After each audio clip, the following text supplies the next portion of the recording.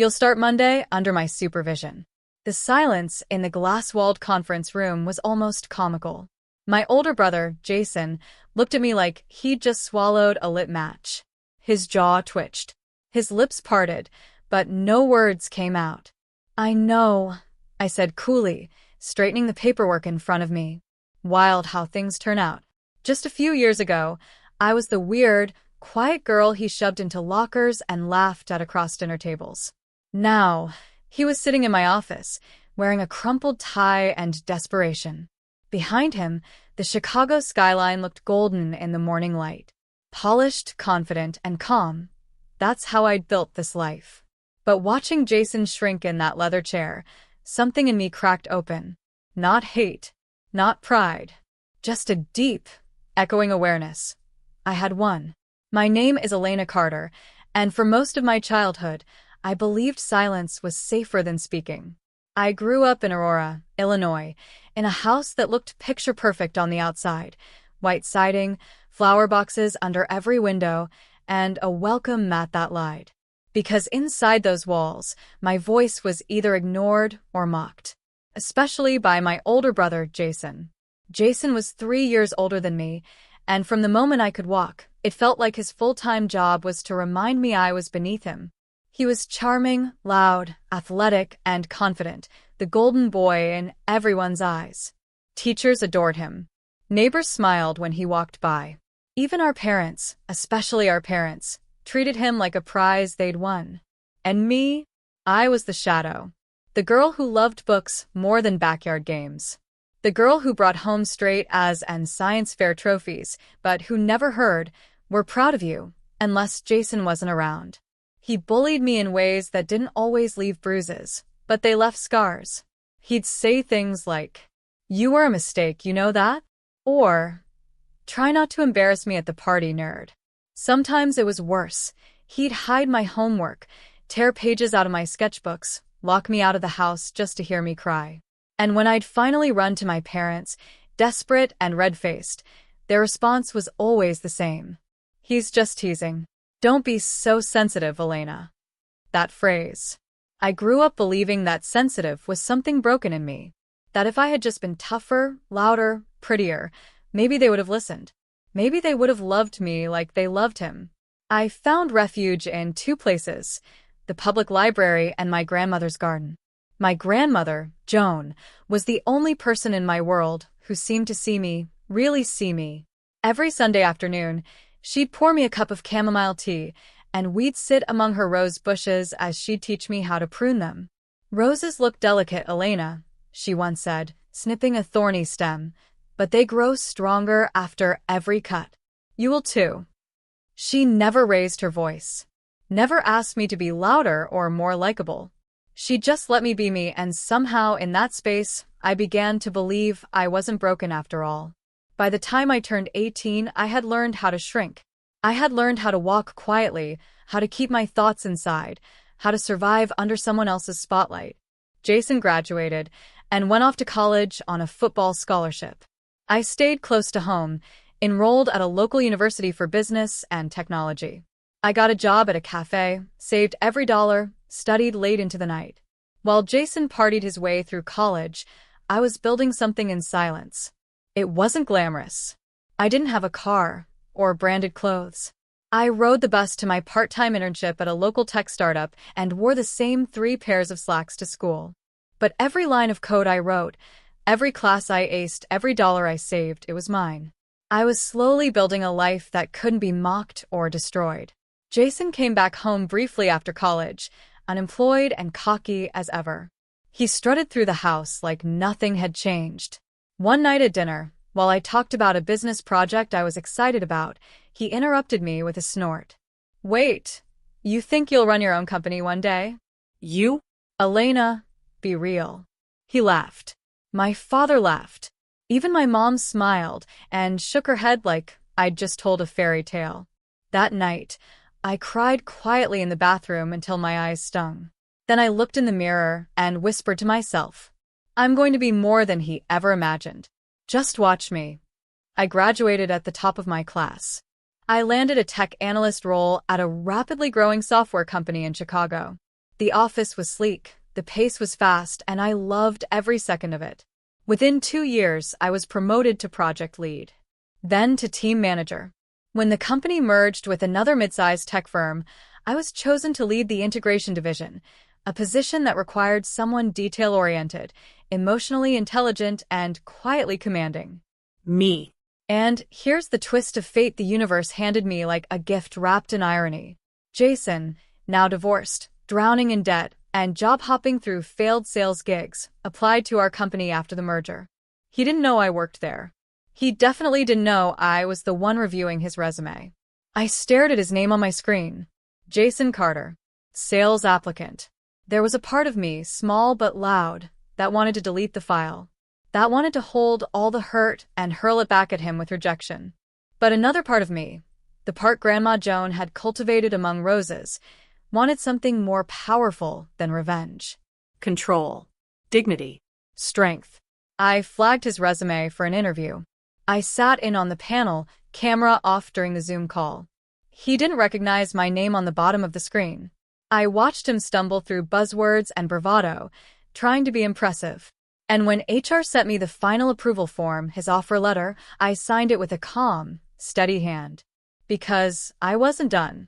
Not yet. 3 weeks later, he walked into my office for an onboarding meeting. He froze at the door. I saw it, his entire body tensing as recognition clicked into place. "Elena," he said, half laughing, half choking. I looked up from my laptop and smiled the way CEOs do. "Good morning, Jason. Please have a seat." Jason sat across from me, still blinking in disbelief. "This is your office?" he asked, the edges of his voice cracking under the weight of ego and confusion. "Yes," I said, standing and closing the glass door behind him. "I'm the Director of Systems Integration for the merged division. You'll be reporting to me directly." He chuckled nervously, as if the air itself needed humor to break the tension. Wow. "That's unexpected." I took my seat and folded my hands, still quiet, letting the silence sting. He adjusted his tie, his eyes scanning the room like it might offer an escape hatch. "This wasn't— Look, Elena, I didn't mean," he began. "You were hired because your credentials matched the role, not because of me." I interrupted, evenly. "But now that you're here, you'll be treated the same as every other employee, held accountable, expected to perform, and subject to evaluations every quarter." He nodded quickly, like a student being scolded by a teacher. The role reversal was almost too poetic. "But there's something else," I said, reaching into the drawer beside me. His brow furrowed as I placed a white folder on the desk between us. Thick. Clean. Bound with a red elastic strap. I slid it toward him. "You might want to take a look at this before we continue." He hesitated before opening it. Inside were documents, dozens of them. Legal papers. Contracts. Ownership documents. Emails with the company board.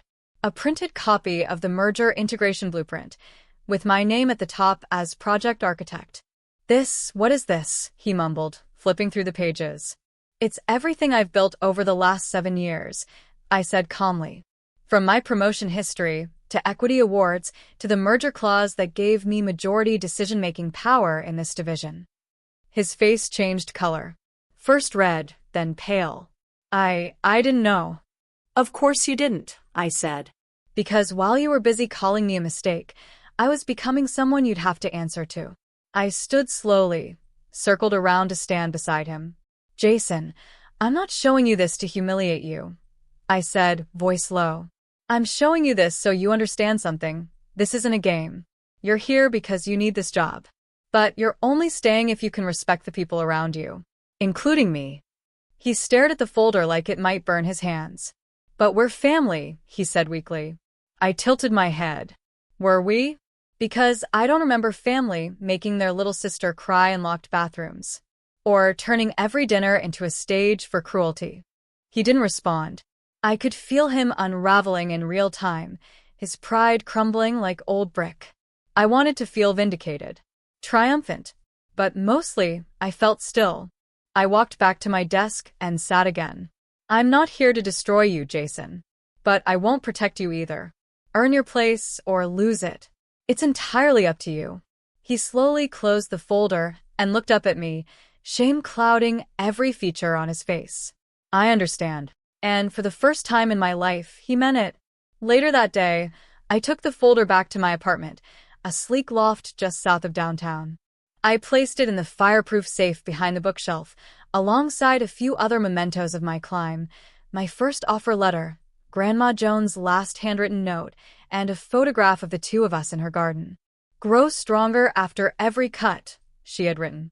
I whispered those words that night, sipping green tea and watching the lights of the city blink like stars come close. But Jason's shame was only the beginning. Over the next few weeks, I watched him wrestle with the new reality.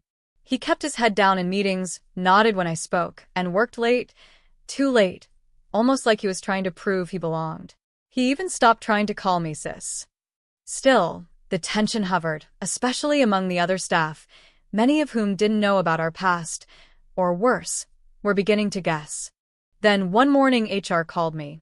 "There's been a complaint," the woman said softly. "Anonymous. About Jason. Apparently, he's been telling people you're only hard on him because of a personal vendetta."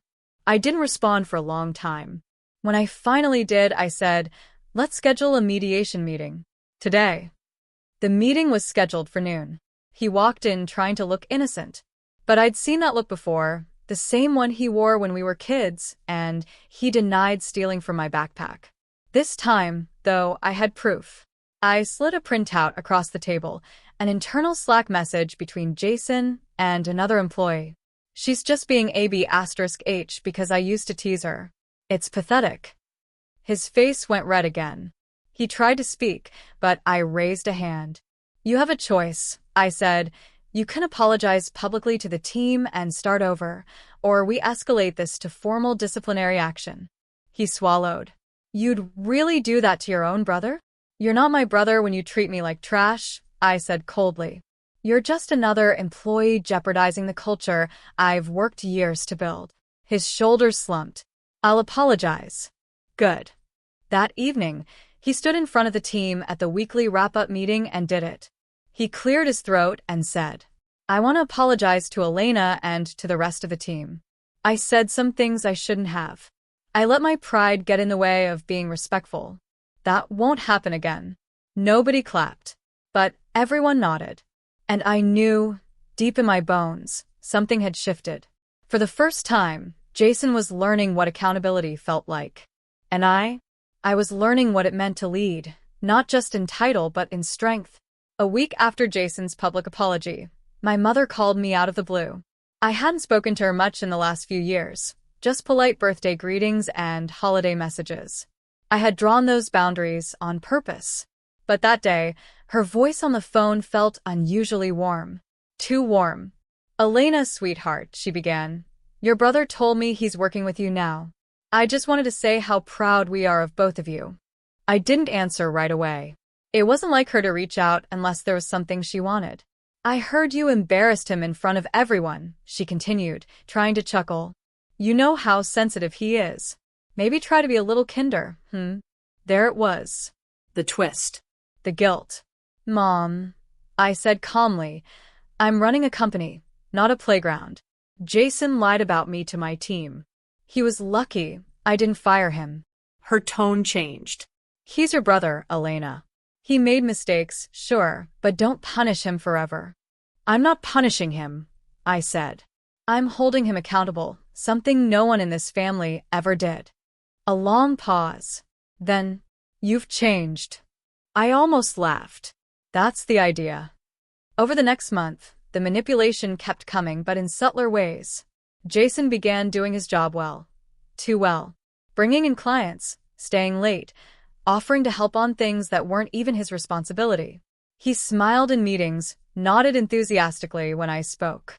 To anyone on the outside, he looked like the perfect employee. But behind closed doors, he was trying to earn sympathy.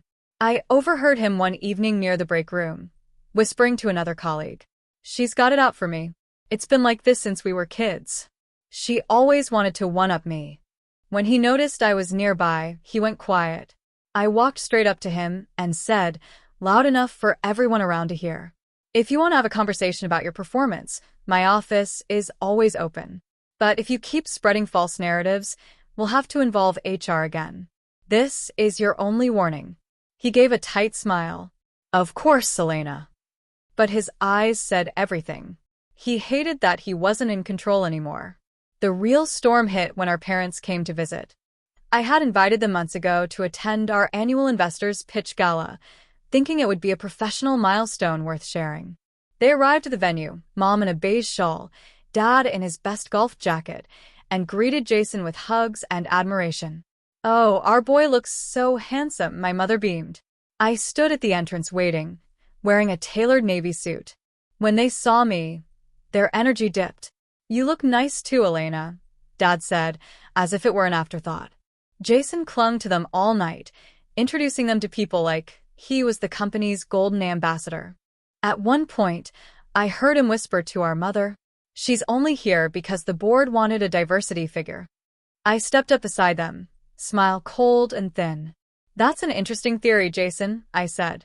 "Would you like me to pull up the board's voting record and performance data from the last 5 years? He froze. "Or should we talk about how your own sales region fell short last quarter?" Our parents were speechless. For once, they saw the full version of me. The one who didn't need their approval, their praise, or their excuses. After the event, Mom confronted me privately near the valet stand. "Why do you have to humiliate him?" she whispered harshly. "He's trying. Can't you just be proud of him too?" I looked her dead in the eye. "Did you ever say that to him when he tore me apart as a child? That was different. You weren't sensitive." I sighed, the weight of decades resting behind my ribs. "No, I was human. And you let him treat me like I wasn't." She looked like she wanted to argue, but couldn't find the words. And maybe for the first time, she realized she'd raised a daughter who wasn't begging for crumbs anymore. A few days later, the final confrontation came, not from my family but from within the company. One of Jason's clients had filed a complaint. Aggressive language. Unprofessional pressure tactics.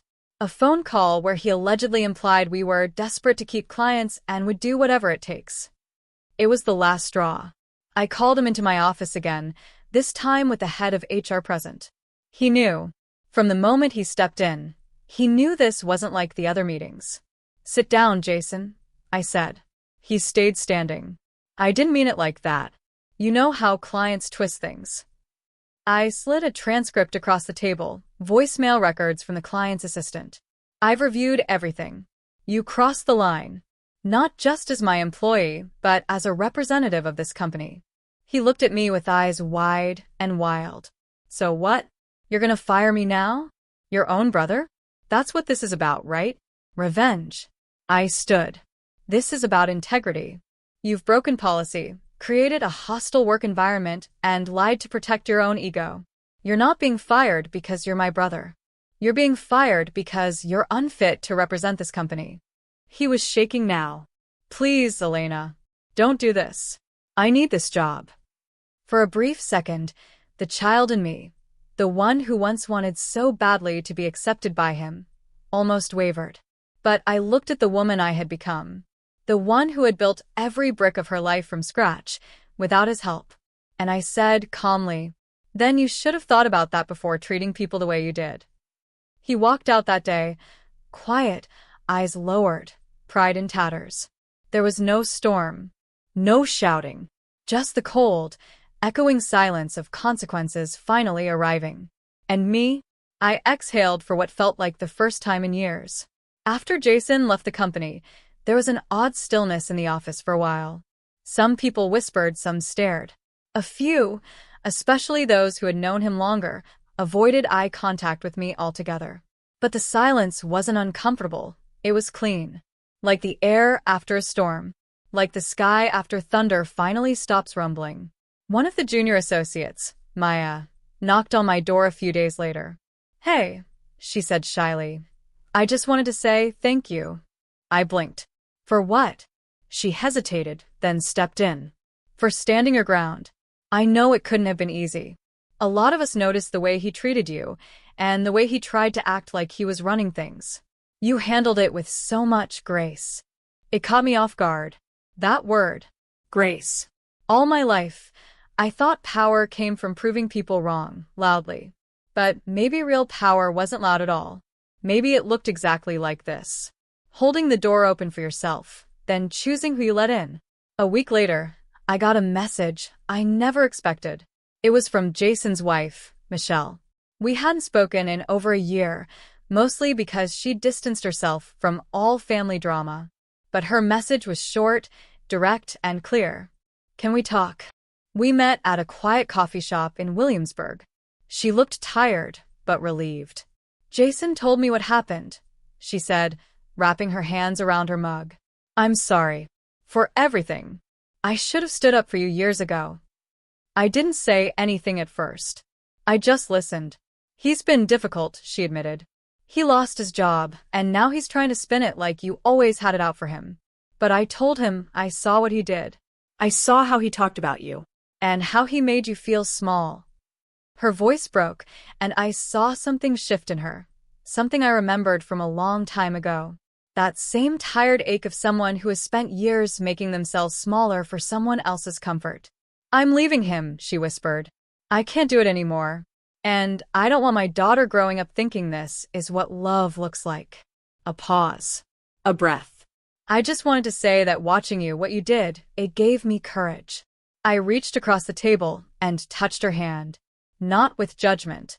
Not with pity. But with quiet understanding. Because sometimes, standing up for yourself becomes the light someone else was waiting to see. Later that month, I hosted a team dinner at my loft apartment, a place I had once dreamed of but never believed I'd earn on my own. Candles flickered across long platters of food. Laughter spilled from every room. Colleagues shared stories, celebrated small wins, toasted to hard-earned promotions. And in the middle of it all, I looked around and realized no one was pretending anymore. No one was tiptoeing around ego or dominance or unspoken hierarchies. We were just there, together. Free. Not perfect, but honest. My assistant, Rachel, handed me a card before she left. I opened it after everyone was gone. Inside, it read, "You don't just lead us. You inspire us. Thank you for showing us what strength really looks like." I held that card close for a long time. A few days later, I got a letter from my grandmother's estate lawyer. I hadn't thought about her much since her passing, mostly because her memory came with complicated emotions. But the letter contained something unexpected. A handwritten note from her. Apparently, she'd written it years ago, when I first got my scholarship to Stanford, and asked it be given to me, when she believed I had found my voice. The letter said, "My sweet Elena, I always knew you'd be the one to break the cycle. You felt deeply, even when it hurt. You chose truth, even when it was lonely. And one day, I hope you realize that your softness never made you weak. It made you rare. Keep going. You're almost there. Nana." I wept, not from sadness, but from something deeper. Recognition. For the first time, I felt seen by someone who had loved me all along, even when she couldn't say it aloud. I began mentoring other women at work, especially those from marginalized backgrounds. I hosted monthly brunches where we shared stories, lifted each other up, and laughed over things we were once told were too emotional for the workplace. And slowly, a new version of myself took shape. Not the sister seeking revenge. Not the daughter chasing approval. Not the employee proving herself. But the woman building a legacy, one made of empathy, accountability, and truth. I didn't hate Jason. I pitted him. He was the product of a system that taught boys they were entitled to power and girls that they had to earn every breath of space they took. But I wasn't in that system anymore. I had redesigned the room. 6 months later, my life looked completely different. The apartment was still mine, but now it was more than just a place I lived. It was a sanctuary, a symbol of start. I had renovated the guest room into a creative corner with soft rugs, a vision board, and shelves filled with books I used to hide under my mattress as a teenager. Books about women who changed the world, about healing, about growth. The company was thriving. We launched a new mentorship program for first-generation college grads, and our retention rate among young female staff had risen by 40%. Our office culture had transformed from quietly tense to collaborative and electric. People weren't just working. They were thriving. And I was no longer the version of me who tolerated shadows just to feel safe. On a quiet Saturday morning, I received a voicemail. It was from my father. Hey, Elena. Your mom and I were thinking of coming into the city next weekend. Thought maybe we could all get lunch. Talk a little. There was a pause before he added, "We're proud of you. Just wanted you to know." I didn't return the call right away. Instead, I sat with it. And I realized something. I wasn't angry anymore. Not because they apologized, they hadn't, not really.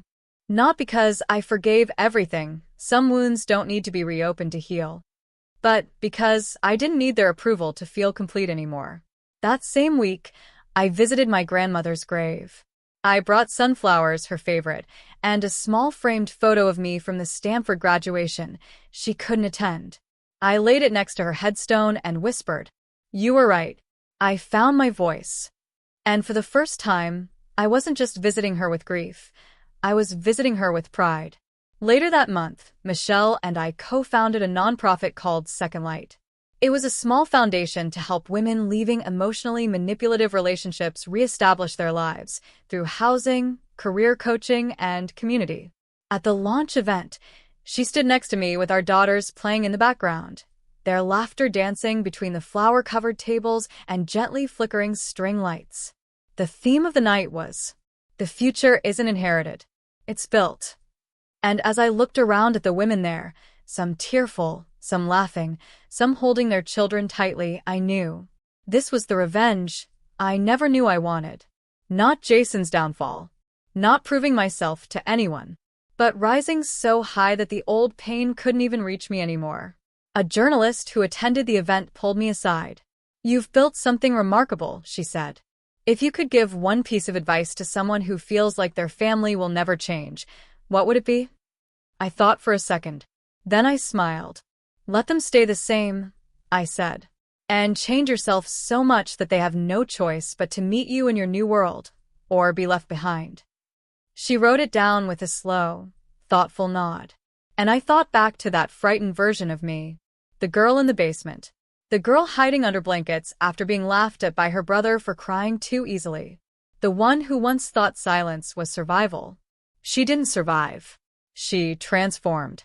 One evening, as I was hosting a gathering at my apartment for the women in our mentorship cohort, someone noticed the framed photo of me and Jason as kids on a side shelf. We were in matching Christmas pajamas. I was maybe 6. He had his arms slung over my shoulder like a trophy. One of the interns, Jenna, pointed at it and asked, "Is that your brother?" I looked at the photo for a moment before replying. It was. Weeks later, I got one last message from Jason. It wasn't an apology. It wasn't a confession. Just a simple text. "I hope you're doing well. I'm trying to work on myself." I stared at the message for a long time. Not because it stirred up old hurt, but because it didn't. I didn't feel much of anything. And that was how I knew I had finally healed. I didn't need to reply. Some chapters don't need sequels. They just need to end. One crisp autumn morning, I sat on my balcony sipping coffee, overlooking the skyline of the city I had once feared would swallow me whole. Now it felt like home. The breeze carried the scent of cinnamon and distant bakery sugar. A church bell rang somewhere downtown. Inside, a candle burned softly, jasmine and cedar. The walls were filled with art from local women-owned galleries. My books were marked up, worn in the corners, and proudly displayed. I wasn't just living. I was rooted. And as I looked at the rising sun, glowing golden across my hardwood floor, I remembered my grandmother's words one last time. "Your softness never made you weak. It made you rare." She was right. I had spent years building walls to feel strong. But now I had learned how to open the windows, to let the light in, to share it, and to shine. Not for revenge, not even for legacy, but for peace. And that, more than anything, was the life I always deserved.